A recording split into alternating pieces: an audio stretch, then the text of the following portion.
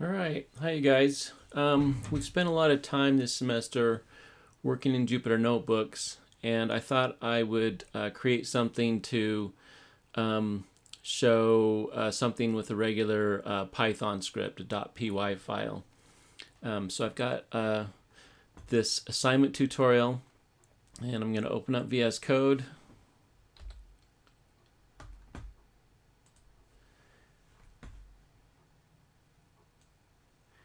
And we're going to clone this repository. So we'll copy that address. We'll go to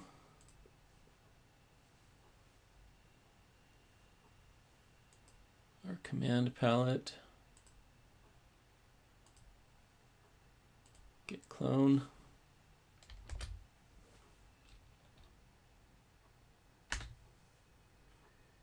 and we'll put this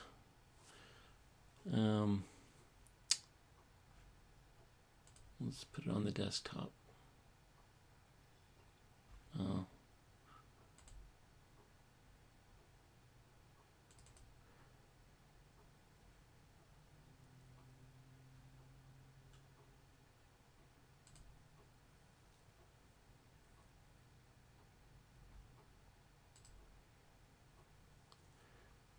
Okay.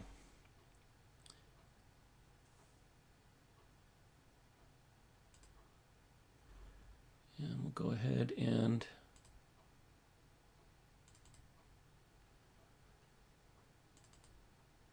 there's our cloned repository. One thing you will need to do is extract these text files. So I'm going to click on that and go to extract all.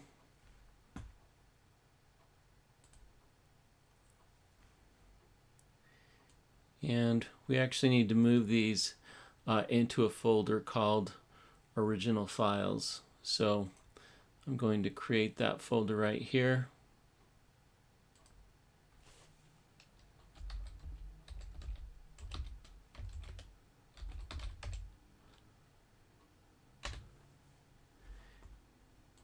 And we'll just copy or select both of them and move them to that folder. So now we've got a folder called original files, and we've got our two text files in there. And this example comes from an actual problem that I had at work. I had a bunch of error messages in a Outlook email, and Outlook gives you the ability to save emails out as a text file. So I selected a lot of them and extracted them as a text file. So these are a couple examples of what something like that might look like. So now that we have that in there, I'm going to go ahead and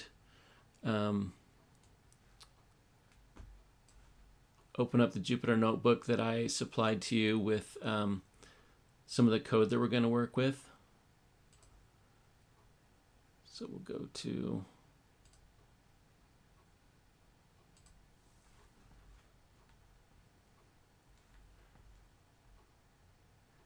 and I'll just navigate to where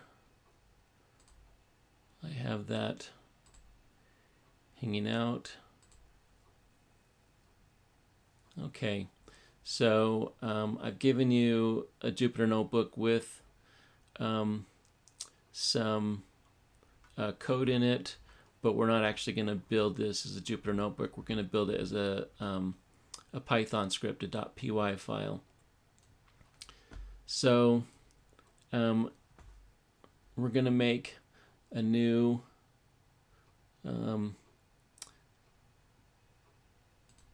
file called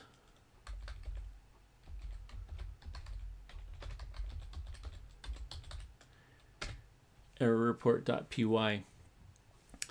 And before we actually start building this, I did want to tell you a little bit about how py files and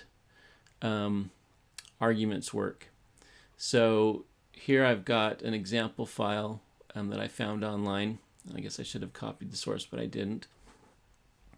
And it's called testargs.py, and you can actually pass some arguments into a Python script if you use it. So if I go to my terminal and open a new terminal, and we're going to run this testargs.py, so we're going to go Python, and we're going to give it some parameters. So you'll see I've given 4 pieces of text separated by space after I've given my file right there, and I'm going to run that. And you'll see that our total arguments are 5. There is the argument list. The first argument is our actual file, and then we've got 4 right there, and then it's just printing out these arguments. So this is pretty handy if we want to run a script and pass along some arguments for it to use. We're going to use this in our example. So in our error report, we're going to go, I guess the other thing we could look at before we jump into that is our text files. So if you go into your original files and you open up one of these text files, and I'm just going to open this up with, well, we could probably just open one up with oh,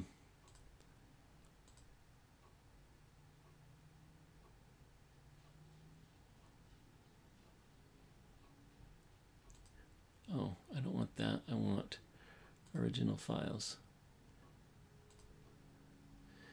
So we can just open this up right in VS Code, and you can see that these emails got exported. We have a from and a sent and a to, and then we have a subject, and then we have what would be the body of the email message. And in this case, they're responses from some service calls, and they're listing some problems that the service call had in finding some information.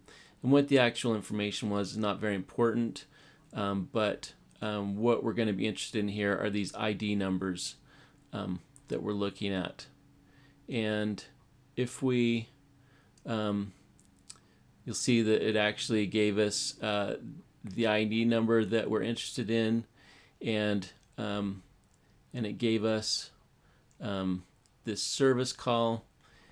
And one problem I noticed here, you'll see up here at the first message, there's a from field and none of these other messages. And then we have from, sent to, and subject, and then we have this body which isn't labeled. And you'll see it goes down to sent to, subject, and another body. So we're missing all the from fields. And one issue that we have with this text file is all of the from fields didn't get put on a new line. So there's a little bit of cleaning that we need to do with this before we actually process it to pull out some of the error messages. And also, if you look at this file and scroll down, you'll see that this is several thousand lines long. So we're down over, and then there's some parts which are not consistent with the other messages. So we're down to 96,000 lines. So this is definitely not something you want to try and go through manually to try and find this information. This is kind of a really good example of where you really want to use some kind of script or automated processing to pull the information that you're interested in out, so that you're just saving yourself time and can actually accomplish the task. This would take somebody a really long time to go through. So that's a bit of what we're trying to pull out. Now, luckily, you'll notice that when they set up these error messages going to an email, they kind of set up a consistent format that they're using. You can see we have, some subject information, and we have some numeric identifiers, and we'll find that down here in the body of the message. We got our identifier. We have our service call, and really there's two pieces of information that we're really most interested in. We're most interested in these numeric identifiers, and we're interested in this particular kind of service call. What service was being called, and these had to deal with some mapping to some standardized terminologies, and you'll see some of them tell us that they're looking for a LOINC code, and I believe some of them may have been looking for a SNOMED code. So there's a couple options in there, and that's part of the reason why we're interested in the service calls, keeping that information so that we can know what they were looking for based on the service call. So this really isn't anything you need to understand very much. It's just kind of an example that we're going to use, but we have some pretty standardized information here. So what I'm really interested in showing you is how we can use some of the things that we've learned to process a long text file like this and pull out some information which has some pretty consistent formatting so that we can generate a report to help us focus our efforts. So besides this numeric identifier and this actual error message, we're going to generate some counts because if you look right here, you'll see that this number on the first line matches this number on the second line. So a lot of these messages are duplicates. So we don't even need to really look at all the messages. We're really interested in finding out what are the unique messages, and maybe we want to get some counts because we can focus on the identifiers that are causing the most errors first, and hopefully cut down some of these errors by fixing whatever the problem was. So with that bit of background, let's look at some code that we're going to use to try and do this. So you want to create this file in your folder called errorreport.py, and I'm going to go copy this first block of code which I've given to you so you don't have to type it all out, but it's actually not a bad exercise to type that kind of thing out. So it's a good idea to import the modules you're going to need at the top of your script. So these are the different modules that we're going to use. So we're going to use the sys module. We've got OS. We've got RE, which is for regular expressions. We're going to use that to match some patterns in our email and pull out some information. We've got pandas. We're going to work a little bit with some data frame and date time. We're going to use a date in there to help us create a unique file name. So one thing, the way that we can get our argument is with this first line right here. So you'll see I had left this so that a path could be pasted in a Jupyter notebook, but we're not going to use that in this script. So we're going to comment that out, and we're going to use this second line here where we're going to get our system argument. And remember, the first argument is the name of the file, and the second one has this index of 1. So we're going to pass the name of the path to our script when we run it. So we're going to switch those comments so we can get this. So you'll see that I'm defining some folders here. So we have our original files folder, and you'll see that we're using this os path join command to take our folder which we're going to pass in, and we're going to look for an original files folder. And then I'm going to create another couple folders, and we'll see how we do that. I'm going to clean up the text files before we process them. So we're going to have a cleaned folder, and I'm going to generate a final report. So we're going to have an output folder, and you'll see we just make some file paths with our cleaned and our output. So first we're going to check to make sure that our original folder exists, and if it doesn't exist, we're going to basically have an error, because we want somebody to go in and fix that before we proceed, because they need those files in the right folder for this to work. So that's what that does, and otherwise it's going to print. If it passes the test, it's going to print out that file for us. We're going to look for a folder called cleaned, which we have the name right up here. We're going to take our path and add cleaned at the end. And if it doesn't have one, then we're going to make one. And we're going to check for another folder called output. And if one doesn't exist, we're going to make an output folder. So that's why you didn't have to make those to begin with, because we're going to have our Python script make them for us. And then we're going to print a count of how many files we're going to process. So we've gone over code similar to this, but I would suggest you look through this code and try to understand it a little bit. You know, the print part you should understand, and we've got a string here, files to be processed. And then here we're just looking at kind of a long line of code, so I continued it onto another line so we can read the whole thing. And we're just looking for the files listed in the list directory. And if you have other folders or things like that, we really don't want to mess around with those. So that's why we're just doing a little bit of a check to make sure that a file is actually a file. So we're going to only count those if they're files. If they're other folders or directories, we're not really going to waste time with them. So that's all that's checking. So I'm going to go get the next block of code. And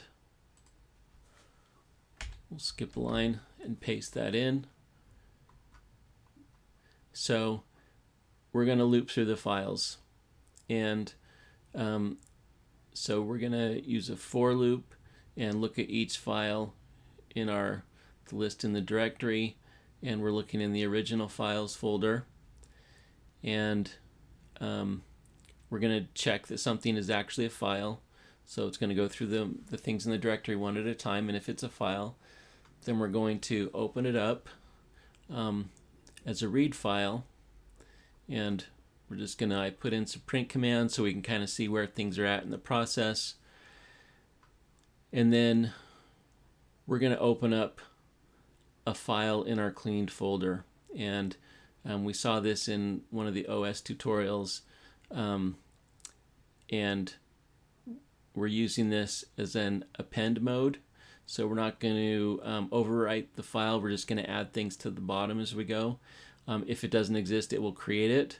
But this won't actually erase any file. It'll just append to the bottom if a file already exists. And then we're going to read each line in our read file, which is up here, RF. And this is useful when you have really large files. This file, even though it is pretty long, is small enough that it could be handled in memory. But if you're working with really large files, you may not be able to open the whole thing all at once. So this is a technique that's useful for, you can look at it one line at a time. And then we're going to do search for some text. And we have not gone over the RE module. It stands for regular expressions. So it's pretty useful when working with a lot of text. And I would suggest you go look up Python RE in Google and maybe read through what it does. But you can define kind of a pattern. And what this pattern is you'll see we have our text from : and what I'm looking for is this is telling it, if I have the word from and I have some text immediately in front of it, which is any uppercase or any lowercase letter, then I want to use that. And so if it found something from this search in that line, then we're going to replace our from with a new line in front of it, and we're gonna save that. And so you'll see that we're going through our lines. It's just called line. If we find the pattern we're looking for, we're going to change line using this replace and add a new line in front of the from. And then we're just going to write, if it didn't find anything, then it's not going to change anything. And we're just going to write that line to our new file in the clean folder. And then when we're done doing those things, we're going to print this out and tell them where their clean files are. So I'll go get the next piece of code, and this is a good example where you may need to clean something up before you actually use it very much. And there's obviously a lot of different types of cleaning you could do, but this is a great first step. I also might mention that I usually prefer to not change my original files directly. It's really easy to make a mistake in your programming, and if you're writing to your original files, if you have some kind of a typo, you could accidentally just erase those files, or you could accidentally really mess them up. And so the safest thing is usually to keep the original unchanged and make a copy to work from. And that's what I'm doing here, is I'm taking the original, reading through it, finding what changes I want to make, and writing the changes to a new file. And that way, if I make a mistake in my code, I haven't messed up the originals. So that's something that I would just recommend doing for a lot of types of analysis activities, is if you're making changes, make your changes in a new place, and that way if you need to go back, you have the original to work from and you haven't messed anything up or lost something that you can't replace. So there's just some comments here that this is how we clean things up. And now we're going to actually process our cleaned up files. So I'm going to use a dictionary to store the information that I need out of this. So I'm just making an empty dictionary here with these curly brackets. And like before, we're going to loop through the files, but this time in our cleaned folder.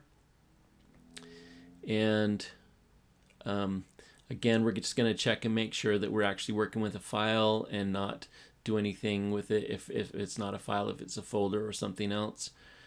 We're going to open up our cleaned file in read mode, and we're going to loop through the lines of the file like we did before. And we're going to do another search, but this time we're going to look for something. This little up caret means the beginning of the line, so we're going to look for where something has response. A period or dot can mean any character, and an asterisk means any number of them. And then we're looking for this pattern, please map this NCID. And then we're looking, I've put this in parentheses, the digits 0 through 9 and any number of those. So basically a number that is separated from other text by a space at the beginning and the end. And looks like it ends with dictionary. So if we go look, you'll see that we have these lines that follow this pattern of response, and it has a bunch of text, and then we've got this number block, and then it goes through and looks at that information and has this part dictionary behind it. And then it will go to any number of characters after dictionary to the end of the line, basically. So this is going to pull out the part that we're interested in. So something about working with regular expressions is when you have a pattern like this and you put in parentheses, you're really interested in the whole line and you're interested in the parts that you put in parentheses. You can actually set up different sections with so you can do parentheses in more than one section. And all that does is create a list in under this variable body that we created, and group index 0 is the whole message which we're interested in, and group 1 is the first parentheses, and if there were more parentheses that we set up, then we would have different sections that we could go put and pull information from. But really we're just concerned about the whole message and the part with the number, so that we can give that to somebody. So now we're going to go look at our error message as a whole, and we're going to use a property of the dictionary to keep a list for us. And one thing that dictionaries are useful for is they have a key and a value, and the keys have to be unique. So if what we're doing here is we're checking to see if this error message is in our dictionary as a key. And if it isn't, so not in, then we're actually going to add our new dictionary, our new key to our dictionary, and it's done using this format, body, and then we're using our error message as the key, and then we're going to create a list as the data, and we're going to have this NCID as one member of the list, and we're going to add the number 1, meaning that we found it once, and we're going to keep a count in that. So if it's found for the first time, it's going to get a count of 1 and create this key, and this value is going to be a list with our ID number and account. And looks like I cut off my text there, so we'll bring that over.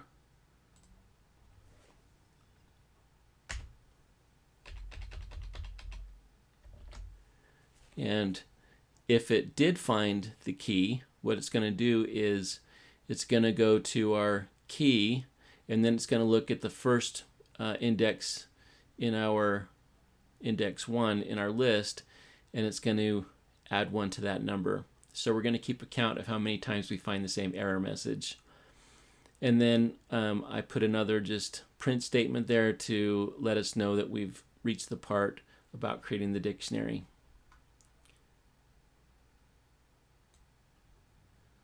So next we're going to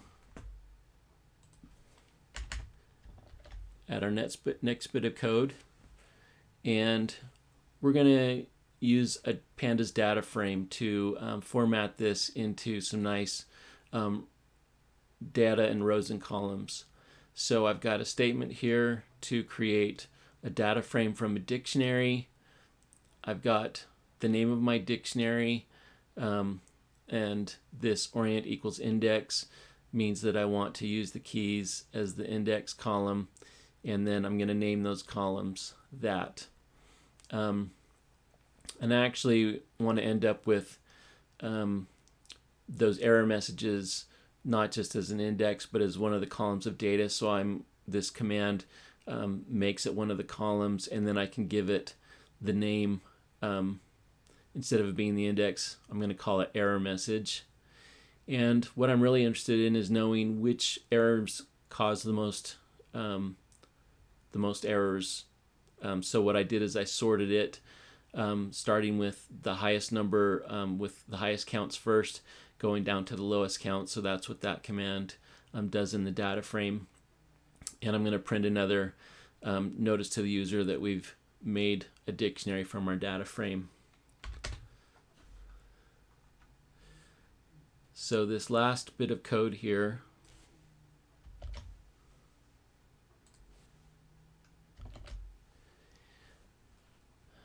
guess I don't need that import statement because I imported it up above. So we're going to go ahead and get the current date and time using date time now, and we're going to format that into year, month, day, hour, minute, second format. And I like doing that, putting that in a lot of my file names, because if I process something more than once, then I don't overwrite my old file, because I obviously am not going to process something right in the same second that I did it. And I like using that naming convention, one, because I won't overwrite old files, and two, I know when I generated the report. So I find this kind of a handy little trick to use. And we're just going to put these things, I'm just going to call this report error counts with the date, and it's going to be an Excel file. And then we're going to use this pandas function to Excel, and we're going to use our path to the output folder and use our file name that we just generated and put them together with the OS path join function.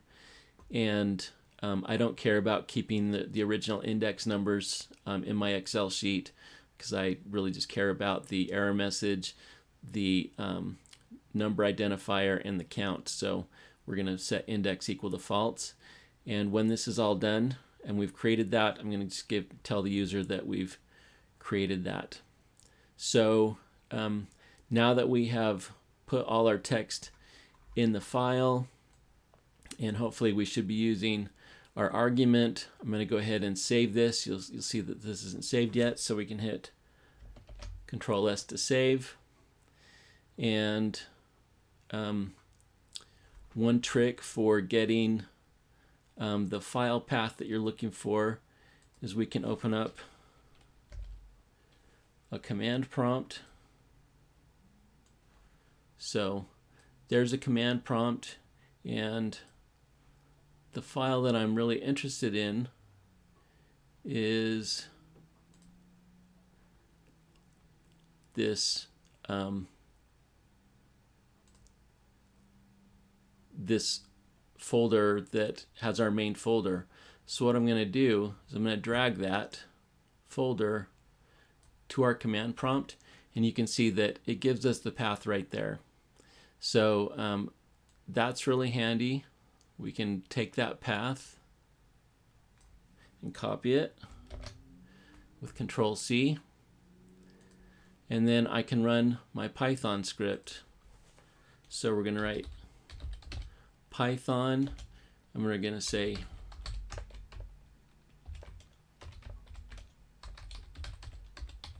error report.py, the name of our file, a space, and we're going to paste in our path as an argument. And if everything is set up correctly, it's going to run this script and generate the files that we're looking for. So let's give it a try. Okay, so if we look through this, oops, try and make that a little bit bigger so we can see more at once. Okay, so here's our original command. So we can see a print statement, folder for files, where we have our original files.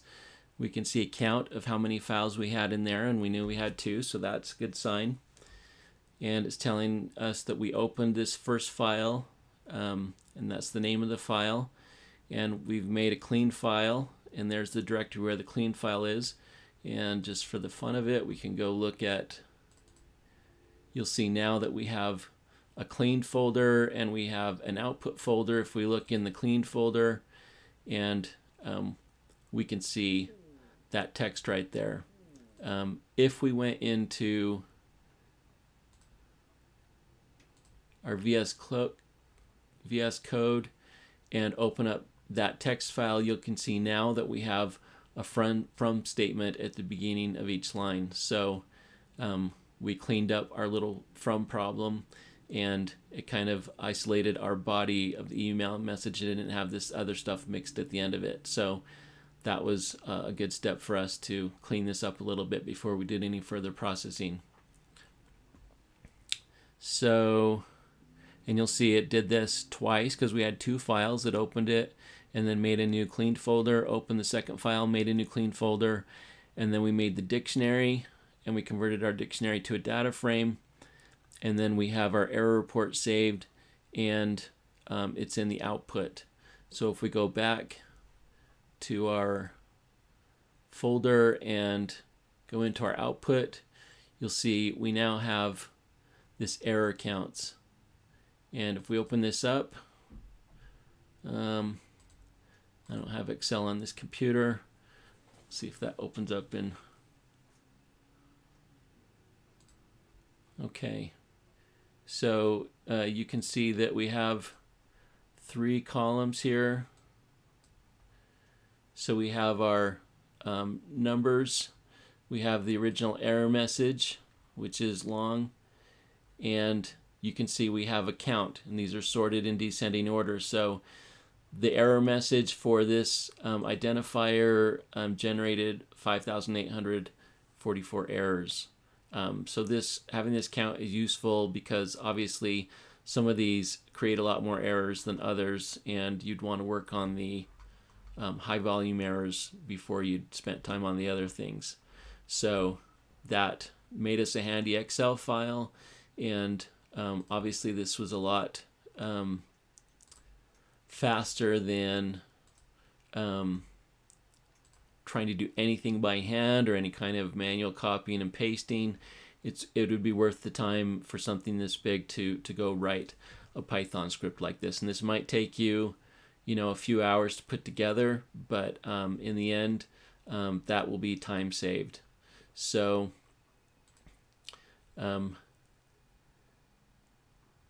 main concepts I wanted you to get from this is seeing how we can write a .py script and how we can pass an argument into that py script at the end of running it, and we can run it in the terminal. And this is useful for when we really don't care about any of the intermediate steps. We're really looking to get that error report.